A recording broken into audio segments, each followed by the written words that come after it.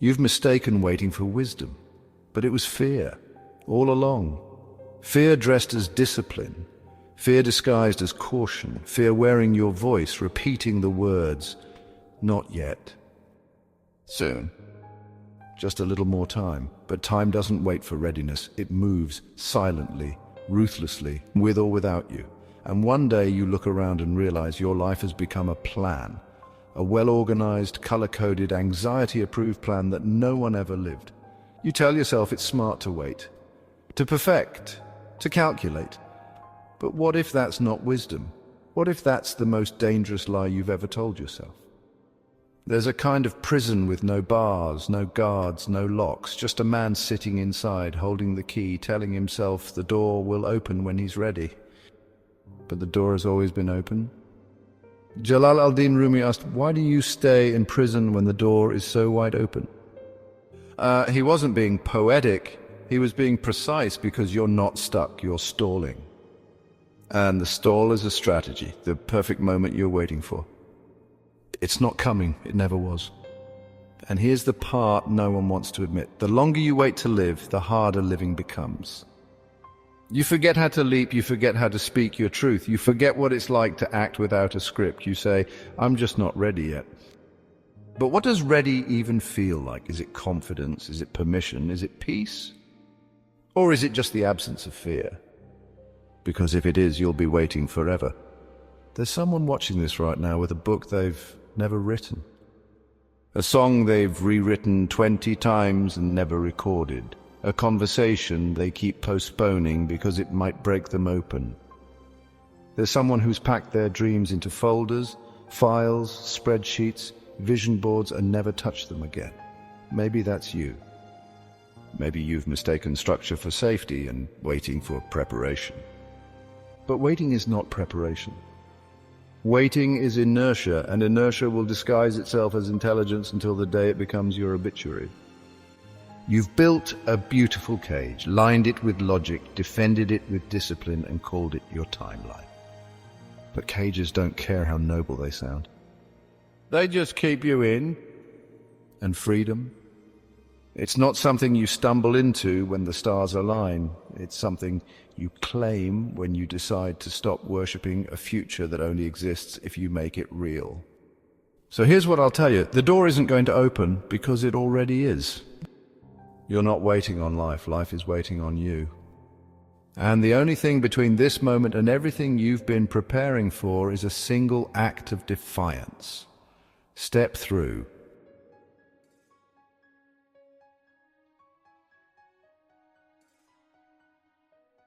He trained for space, every step, every breath, every calculation practiced until it was second nature. Andrei Babkin, cosmonaut, years of preparation, decades of service. Then the day came, launch day, and his seat went to a celebrity. All that work, all that sacrifice, replaced by a camera-friendly face. He never flew. He watched the rocket rise, silent, grounded, his hands still steady, his heart breaking quietly beneath the surface. Not because he wasn't good enough, but because he waited for a mission that never came. That's the risk no one talks about, waiting so long to be ready that the world moves on without you. It's not just his story. There's a scholar in an old parable. He locks himself in a tower to study, says he won't come down until he knows enough, but knowledge doesn't end and time doesn't pause. He reads as years pass, as his hair grays, as the world below him forgets his name. When he finally emerges, the town is gone. The people are strangers, and the life he meant to live is dust beneath his feet. He didn't fail, he vanished. And so will you, if you keep trading action for theory. Franz Kafka nearly deleted himself from history. He wrote pages that would define modern literature, then begged for them to be burned. Not because they weren't true, but because he thought they weren't perfect. He died thinking he'd failed. The world decided otherwise, because someone saw through his fear and published what he was too afraid to claim. What have you buried under perfection? What have you told yourself isn't good enough, isn't ready, isn't safe to share? Maybe it's not a novel, maybe it's a move, a message, a second chance at something you convinced yourself was over. Maybe you've been staring at the edge of a decision for so long you think the indecision is who you are. But it's not. You're not indecision, you're momentum, paused. A bridge unwalked, a life unclaimed, and the bridge you keep building, it won't become solid until you step. That's the paradox no one teaches. You don't get courage and then act. You act and then courage arrives. You don't get proof first. You create the proof by moving forward. You think safety is standing still, but stillness is erosion.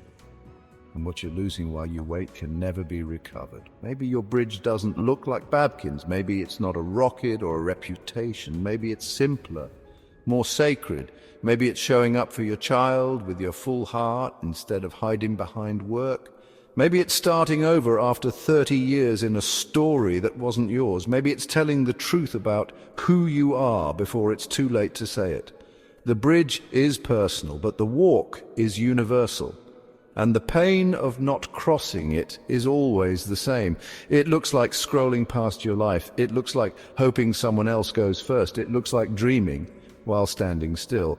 But dreaming without movement becomes mourning, and you were not born to mourn yourself in real time. You were born to move. So the question isn't when the bridge will be ready. The question is when you will stop waiting for it to build itself, because it won't. And you already know that. It was never about the bridge, it was about your willingness to cross it. So go. Not because it's safe, not because it's certain, but because it's the only path that doesn't lead back to the person you were never meant to become.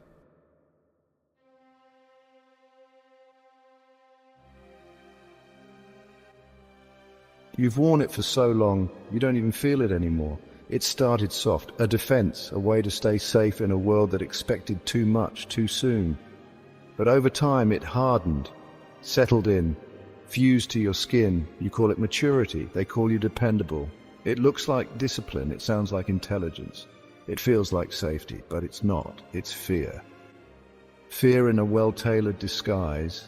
Fear that learned to speak in your voice. You've become the one who's always almost ready, always improving, always preparing, but never stepping in. And somewhere along the way you convinced yourself the mask was you. Carl Jung said, the persona is a mask we wear to meet the world, but he warned, when you confuse the mask for the self, you lose both. You're not refining anymore, you're hiding. And the more you polish the mask, the more invisible you become. Perfectionism is not pursuit, it's protection. It's fear of being seen without the filter of your best draft. You call it strategy. But what if it's self-erasure? What if every careful step is just another way to disappear more slowly? There's a man who rewrites his website for a year but never hits publish. A woman who records dozens of songs but never shares a single one. A parent who hides their grief behind being the strong one, never letting their children see they're human too. Maybe that's you. Maybe your mask is the expert, or the good one, or the always calm. And behind it, you're not broken. You're just real, raw, tired of pretending you're okay with being unseen. This is the silent tragedy. When you wear a mask long enough to protect yourself from pain, you also block yourself from joy. From connection, from the life on the other side of risk, because the world cannot love who you're pretending to be. Only who you are, and only when you let that person out. But here's the part no one told you. The mask never falls off, you have to take it off. Deliberately, publicly, bravely.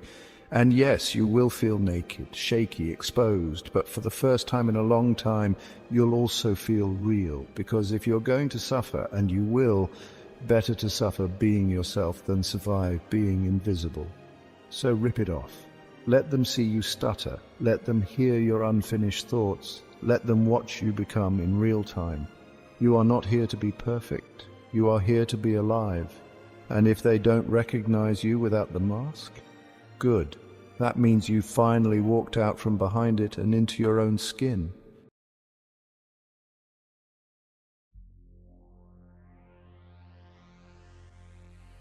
You've been trying to outsmart chaos, to plan your way out of risk, to control your way into peace, and it's killing you, not loudly, not dramatically, but quietly, through delays that feel justified, through safety that feels like a strategy through the illusion that if you just think harder, plan longer, wait better, you'll avoid the fall. But the fall isn't the danger, the lie is. The lie that says control equals safety. That caution is always wisdom. That stillness is always strength. Alan Watts warned us, to hold your breath is to lose your breath. And that's what you've been doing, clutching every detail, over-preparing every step, holding so tightly to your life that you haven't lived it. Control is the illusion of protection, but it doesn't protect you from loss. It protects you from motion, from experience, from meaning. Simone Weil wrote, "The absence of risk is also a sickness of the soul." You're not bored, you're suffocating, not because your life is too full, but because it's too tightly held. You've mistaken the pause for the plan and the plan for the point. But there's no amount of planning that will erase risk. There's no amount of waiting that will delete fear. There's no perfect moment arriving on the horizon to finally let you feel safe enough to begin. You want guarantees, but all you're guaranteed is regret if you keep standing still. This is what people don't say out loud. The longer you wait to begin, the more life begins without you. You think the risk is in acting too soon, but the real danger is waiting too long to remember you were meant to act at all. Friedrich Nietzsche said, "To live dangerously is the secret to harvesting life's fruit." That doesn't mean reckless, it means honest, it means exposed, it means choosing to move forward while your knees are still shaking. It means standing at the edge of what you fear and stepping forward anyway, not because you feel ready, but because you finally realized you don't need to. You've spent so long building walls against storms that never came, but the cost wasn't the labor. It was everything you missed on the other side. The conversations you didn't start, the stories you didn't tell, the invitations you didn't accept, the moments you didn't live because you were too busy managing a life that was never supposed to be safe. So stop right now. Take the breath you've been holding. Let go of the grip, because the lie of control is the most elegant trap ever built. And the moment you call it what it is, a cage lined with spreadsheets and second guesses, is the moment the door starts to creak open. You weren't meant to be flawless. You were meant to be free. So go, say the thing, launch the project, open your hands, step into the disorder, and find the kind of peace that only comes after the fall, not because it's safe, but because it's alive, and so are you.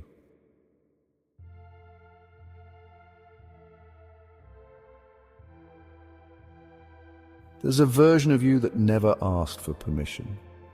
It doesn't live in your plans. It doesn't wait for clarity. It doesn't care how polished your answers are. It lives in your gut, in your hesitation, in the dreams you keep having about running, speaking, leaping. That version isn't fiction. It's not a fantasy. It's your shadow. Carl Jung said the shadow holds all the parts of ourselves we refuse to live. Not just our shame or our rage, but our boldness, our spontaneity, our wildness. And when you choose safety over aliveness, your shadow becomes your archivist. It stores the words you never said, the invitations you never sent, the paintings, letters, ideas you never brought into the world. You don't see it in the mirror, but you feel it. Every time you scroll past someone doing what you secretly want to do, every time you overthink a simple yes, every time you say a maybe next time and feel something inside you quietly recoil, the shadow isn't there to punish you, it's there to remind you of what you promised yourself before the fear came. And right now it's watching you, not to judge, but to see if this time you'll follow through. You can't outthink it, you can't analyze it into silence, because the shadow doesn't speak in logic, it speaks in longing. The overprepared prisoner doesn't fear failure, they fear becoming, because becoming means giving up the comfort of control for the chaos of becoming real. And the shadow, it's already real, it's already whole, it's waiting on the edge of the life you keep postponing. It's the part of you that said yes before the world taught you to say no. The part that moved before the voice of caution slowed you down. The part that doesn't care how many followers you have, or whether your work is marketable, or whether anyone claps when you're done. It only cares whether you moved, whether you meant it, You were not born to live half lit, half formed, half here. You were meant to integrate, to stand shoulder to shoulder with your shadow and say, I know why I left you behind, but I'm ready now. This is not about slaying your fear, it's about turning toward it, saying, I see you, you're loud, you're heavy, but you don't get to drive anymore. This is not about becoming fearless, it's about becoming whole. And that starts when you stop resisting the part of you that's already moved ahead. The shadow walks, you follow. It's not clean, it's not comfortable, but it's yours. You don't need to feel brave, you just need to stop lying to yourself about not being ready. Because your shadow isn't behind you, not anymore. It's just waiting for you to walk into the life you've already imagined. And when you do, you won't become someone new. You'll become the person you were never supposed to leave behind.